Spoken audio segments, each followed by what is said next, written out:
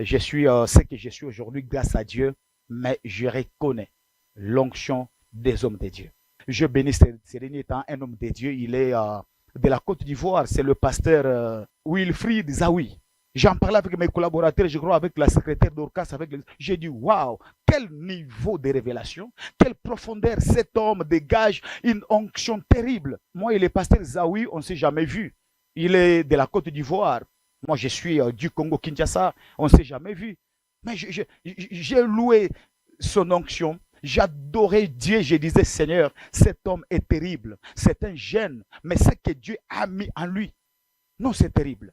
Vous qui ne l'avez pas encore découvert, allez sur sa page. Un homme, quand il parle avec une sagesse, en tout cas, c'est incroyable.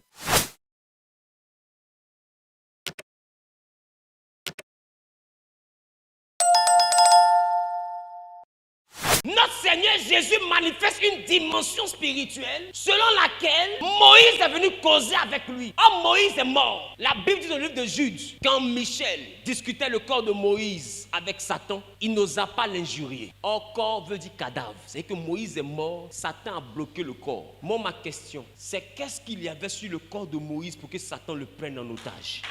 Qui était Moïse pour que Satan revendique son corps? Quel genre de prophète était Moïse pour que Satan revendique son corps? D'ailleurs, même pourquoi Satan à côté de son corps? Pendant que le pauvre Lazare, quand il est mort, les anges sont venus le prendre. Mais le grand Moïse, quand il meurt, c'est Satan qui bloque son corps. Et quand un ange vient pour le prendre, il croise Satan. Satan dit, je ne te donne pas. Qui était Moïse? Moïse était ce serviteur de Dieu-là, dont le ministère était basé sur le serpent. C'est pourquoi dès le début, Dieu dit à Moïse sur la montagne, qu'est-ce que tu as dans la main? Moïse dit, j'ai un bâton. Il dit, jette le bâton. Et le bâton s'est changé en serpent. Qui se rappelle? Et Dieu dit à Moïse, prends le bâton mais par la queue. Donc ça veut dire que Moïse a toujours marché avec un serpent dans la main. Le bâton de Moïse n'était plus un bâton, mais c'était le serpent. Et dès l'instant que Moïse possède le serpent, Dieu dit à Moïse, je te fais Dieu pour Pharaon. Pourquoi? Parce que Pharaon a pour Dieu le serpent ancien qui s'appelle aussi le Léviathan, qui s'appelle encore le diable.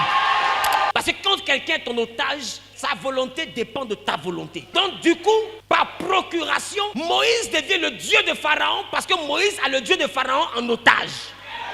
Voilà pourquoi, quand l'archange Michel vient réclamer le corps, il trouve le bâton de Moïse qui est le diable. Et le diable dit à l'archange Michel, si tu dois prendre le corps de Moïse, avec qui me laisses-tu? Avec qui? Parce que c'est entre ses mains que Dieu m'a mis. Comment est-ce que tu fais pour me l'arracher? Et c'est pour envoyer Moïse à être délivré de cela que quand Jésus est arrivé, il allait pendant 40 jours dans le désert.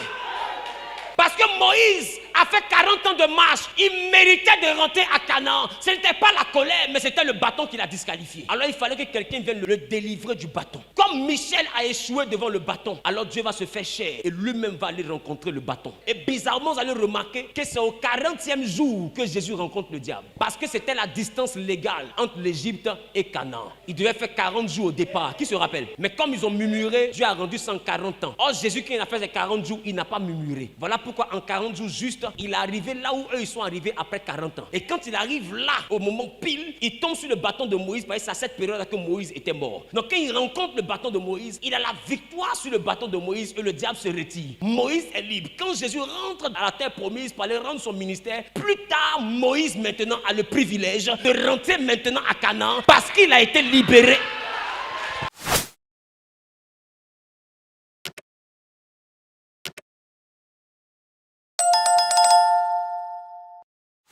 C'est incroyable. C'est incroyable. Ils sont comme ça beaucoup en Côte d'Ivoire, partout en Afrique centrale, de l'Ouest. Moi, je célèbre l'onction des hommes de Dieu.